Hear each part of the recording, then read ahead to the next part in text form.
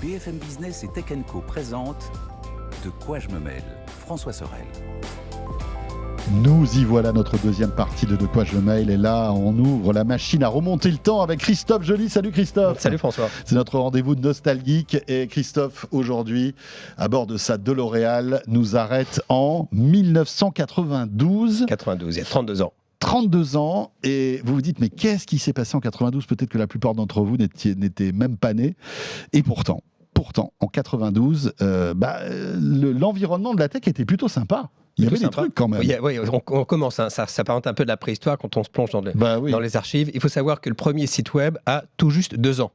92, hein, donc il est sorti en 90. Et à mon avis, il était un peu simpliste. Le Bebop a 1 an, je ne sais pas si tu te rappelles du Bebop, hein, cette espèce de cabine téléphonique portable qui a fait un flop, hein, qui n'a pas fonctionné parce que le téléphone s'est rapidement imposé. Il a été poussé par France Télécom à l'époque, hein, vous vous en souvenez. Il fallait être près d'une borne en fait. Il fallait rester à côté d'une espèce de borne et ne pas bouger pour pouvoir passer je crois que je ne sais plus si on pouvait recevoir un coup de fil ou si on pouvait appeler quelqu'un. On ne pouvait pas faire les deux. Je crois qu'on ne pouvait pas faire les deux, effectivement. Donc ça s'est arrêté. C'est l'année de la création de l'opérateur mobile Itineris par France Télécom précisément. Et la PlayStation, la Sony PlayStation, Amazon, Yahoo ou encore le format MP3 n'existent pas. Donc rends-toi compte, on a déjà parlé de tous ces sujets, mais ça n'existait pas. L'Internet était quelque chose assez nébuleux pour l'immense majorité des gens. C'est clair. C'était vraiment, on en était vraiment aux prémices. Et en fait, le 3 décembre 92, il s'est passé quelque chose. A été envoyé le premier SMS de l'histoire. C'est Neil Papworth, qui était ingénieur chez Vodafone, qui l'a envoyé à son patron. Est-ce que tu sais ce que disait ce SMS ? Test. On est le Non, on est le 3 décembre et il souhaitait un joyeux Noël à son patron. Oh, voilà. C'est trop mignon. C'était trop gentil. Il faut savoir qu'il l'a envoyé. C'est un peu, on va dire lèche-bot, mais bon. Bon, c'est sympa quand même. C'est sympa. Joyeux Noël. Alors, je te souhaite un joyeux Noël aussi d'ailleurs. Écoute, c'est sympa. Donc, il faut savoir qu'il l'a envoyé depuis un ordinateur à son patron sur un téléphone qui pesait 2 kilos. Donc voilà, c'était vraiment, ça avait valeur de test. Et il faut savoir également que ce SMS a été vendu récemment sous forme de NFT en 2021. Et à ton avis, à quel prix a-t-il été vendu ? C'est un prix astronomique. Hein. À l'époque, les NFT, alors maintenant, ça, à mon avis, ça a un peu baissé. Je n'ai plus aucune idée. Donc en 2021, il a été vendu 110 000 euros. Le SMS. Quasi 107 000 euros. Donc c'est quand tu penses qu'aujourd'hui c'est illimité, c'est compris dans les abonnements. Voilà, mais c'est le SMS historique. Bien sûr. Et d'ailleurs, c'est ce qu'a dit Neil Papworth, qu'il a envoyé. Il a dit, on sait qu'on a écrit l'histoire ce jour-là. Alors c'est en partie vrai, parce que le SMS fait partie de nos vies désormais, alors sous d'autres formes. Le premier téléphone grand public à pouvoir faire fonctionner des SMS, c'est le Nokia 2010, qui était sorti en 94, donc 2 ans après. Il a fallu un petit peu patienter. Alors l'idée du SMS, elle remonte en 1984, donc bien avant. C'est Matti Makkonen qui travaillait à l'époque pour l'ancêtre de Nokia, Telia Sonera. Son intention initiale était de permettre aux gens sourds et malentendants de pouvoir communiquer entre eux. Il n'a pas déposé le brevet, il a juste eu l'idée. C'était ensuite développé par un Allemand et un Français qui bossaient chez France Télécom et Deutsche Telekom, qui eux ont travaillé à la standardisation du SMS. C'est eux, ces 2 ingénieurs, qui ont déterminé le poids d'un SMS, donc 128 octets, soit 160 caractères. Et en fait, la raison est simple, les 160 caractères.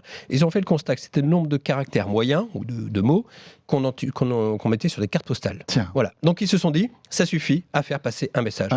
Et c'est vrai qu'en 160 caractères, on peut déjà dire des choses importantes. Et là, on était dans le registre à l'époque de l'urgence. Hein, c'est va chercher le pain. Et ça nous a obligés. Alors maintenant, avec les e-messages et les WhatsApp, on se fout de cette limite. Mais à l'époque, ça t'obligeait à être succinct pour envoyer un message avec le plus d'infos possible. Quoi. Voilà, on va en parler juste après parce que se sont développés des langages, hein, des abréviations particulières.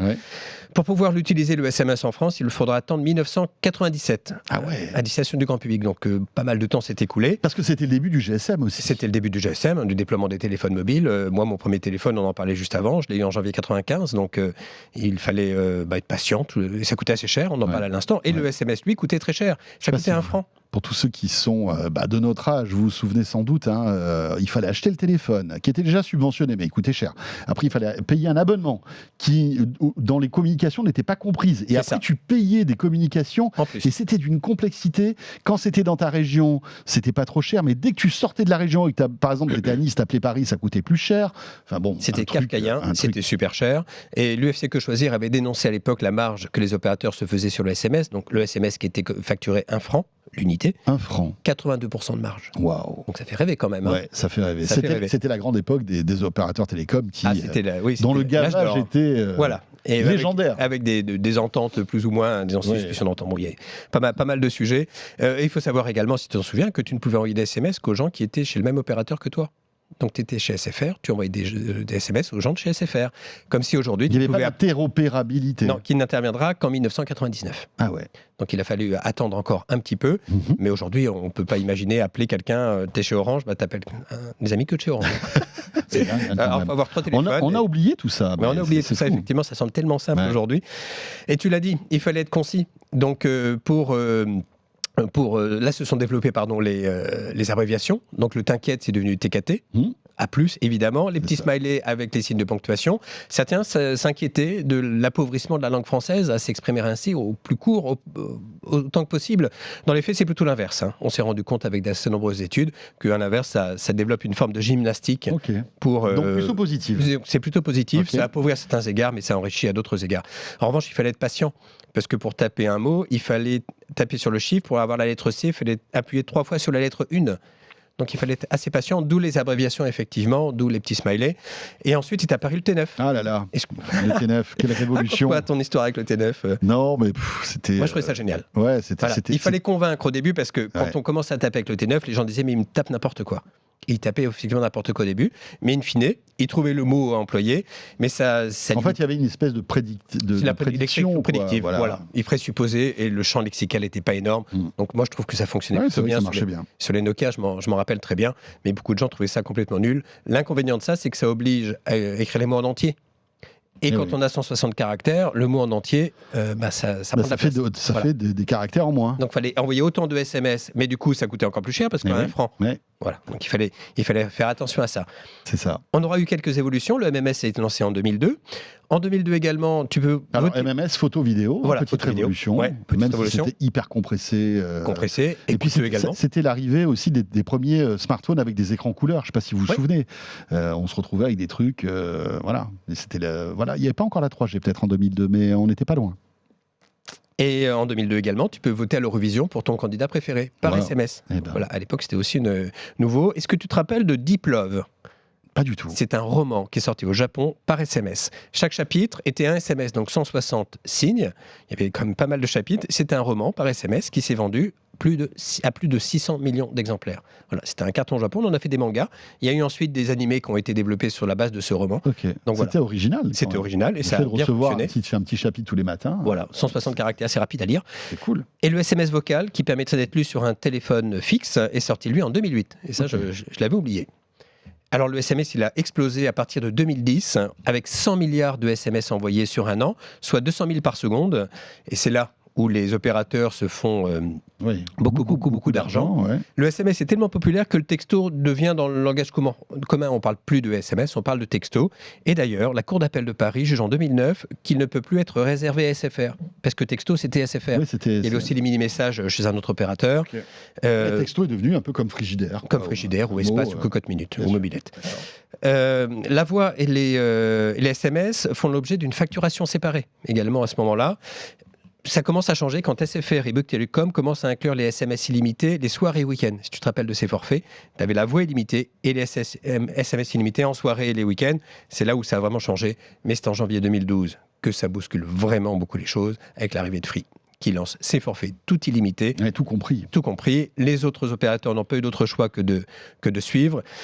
Pour info, chaque nouvel an, si tu t'en souviens, c'est l'occasion d'échanger des vœux Ouais, par c'était le SMS. marronnier dans les journaux télévisés et radio. Hein, Ouais, tout à fait. Combien de SMS ont été envoyés on avait les résultats le 1er janvier, alors Et- que l'actu était en plus pauvre. Hein, donc C'est ça. faisait. Et le pic atteint que j'ai retrouvé, c'est 500 millions de SMS envoyés en France en 1 minute. 500 millions. 500 millions. Et si tu t'en souviens, les réseaux étaient saturés et parfois il fallait de longues heures avant que ton message de vœux C'est vrai. n'apparaisse. Donc Ouais. ça pouvait être le matin, voire jamais, si jamais il Exactement. était perdu. C'est intéressant parce qu'on en voit beaucoup moins maintenant finalement de J'ai SMS l'impression de que c'est vœux. complètement... En tout cas, on n'en parle plus. Ouais, Et je crois que c'est un petit peu passé de mode. Et pour ma part, je ne l'ai jamais fait. ouais, c'est clair. Je suis opposé à ça. Je te souhaite une bonne année de vive voix. De vive où je voix. t'envoie un message personnalisé.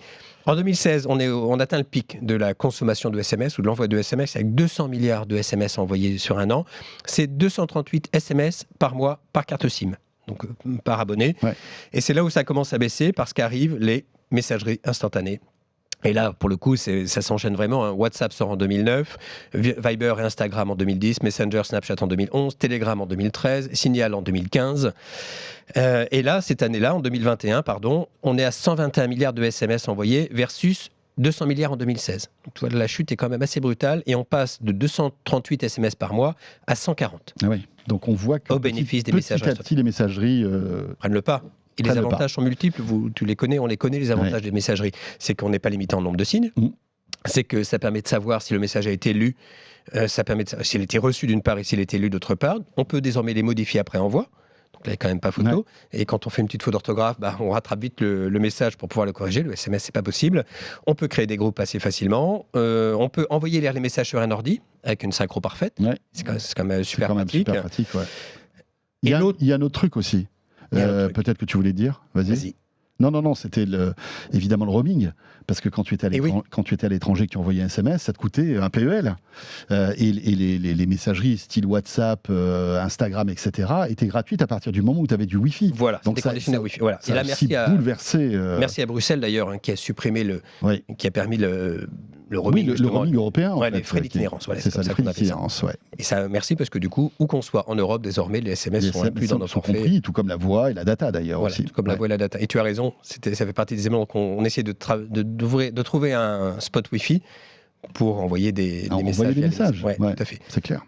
Est arrivé également le RCS, qui est le Rich Communication Services, qui a été déployé notamment par Google, qui a racheté une boîte qui s'appelle Vibe en 2015. Il sera déployé en France en 2019 par Google, en l'occurrence. Mais Orange SFR s'y sont essayés aussi, au RCS, avec Join, si tu te rappelles de cette boîte, qui a été lancée en 2015, que Orange désigne comme le nouveau SMS qui permettait...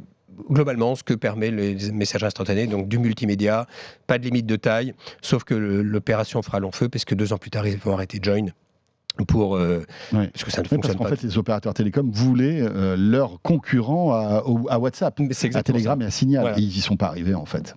Ils ne sont pas arrivés. Le RCS utilise le Wi-Fi, la 4G ou la 5G et non pas le réseau cellulaire. Ouais. C'est le e-message d'Apple, qui a longtemps été exclusif à Apple, et depuis septembre dernier, iOS 8 permet d'utiliser le RCS sous la contrainte de Bruxelles. 18, pardon, c'est iOS 18, pas 18. Mais oui, on est déjà iOS 18. Oui, bien sûr. Donc sous la pression de Bruxelles, Apple est obligé de céder et d'inclure le RCS, donc tu vas désormais dans les paramètres de ton téléphone et tu peux mettre le... Alors on en parlait tout à l'heure, ça marche chez tous les opérateurs en France, sauf chez Orange. Orange n'est pas prêt, ça devrait arriver début d'année prochaine, si tout va bien. Tout à fait. Alors il y a un petit snobisme qui s'installe, notamment aux États-Unis, entre les bulles vertes et les bulles bleues. Oui. Les bulles bleues, c'est les bulles d'Apple, et les bulles vertes, c'est les bulles de Google et d'Android, on va dire. Et en fait, ceux qui ont des bulles bleues snobent un peu ceux qui ont des bulles vertes, et sur les réseaux, il y a pas mal de commentaires qui circulent. L'avantage du RCS, c'est comme la message instantanée, il n'y a pas de limite de caractère, vous pouvez envoyer beaucoup plus de contenu. Et aujourd'hui, on en est où ? Parce que tu te rends compte que, voilà, il y a encore des gens qui envoient des SMS traditionnels ? Les marques, globalement. Entre les particuliers. C'est le marketing C'est le marketing. Le taux d'ouverture d'un SMS pour une marque qui l'envoie, c'est 95% d'ouverture. Ah, quand même. Donc c'est efficace. Ça fait rêver. En revanche, là où ça marche très bien, c'est les arnaques.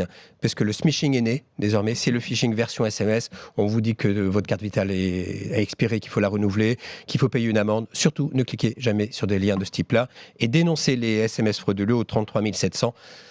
Afin de tenter de juguler cette vague. Donc le SMS marche toujours, et pour les marques, pour faire du business, et pour les arnaqueurs ou les escrocs. Voilà, le SMS qui petit à petit va sans doute disparaître, parce que rappelons-le, bientôt la 2G va s'arrêter, enfin voilà, après ça sera la 3G, mais bon. Et puis l'avantage de la messagerie et du RCS, c'est que c'est crypté, de bout en bout. En plus. Donc c'est quand même pas anodin. Merci beaucoup Christophe. Merci voilà beaucoup. Pour cette plongée dans un peu nostalgique joyeux Noël. De la tech, voilà, le SMS. Et puis joyeux Noël, très bonne fête. Merci. Christophe. Ce De quoi je me mêle est terminé. Merci de nous avoir suivis. Alors, si vous êtes en podcast audio, vous restez avec nous. Vous allez retrouver Damien et Eric pour le petit module bonus. Et puis si vous êtes avec nous, par exemple sur BFM Business, je vous souhaite évidemment un excellent week-end. On sera là, bien sûr, dès la semaine prochaine. D'ici là, portez-vous bien et à très vite. De quoi je me mêle sur BFM Business et Tech & Co.